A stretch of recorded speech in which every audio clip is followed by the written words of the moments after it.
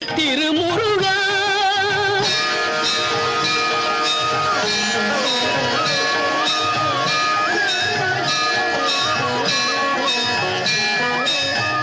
வேண்டிய மாம்பழத்தை கணபதிக்கு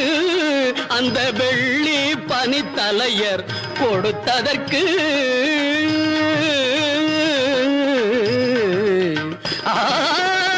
வேண்டிய மாம்பழத்தை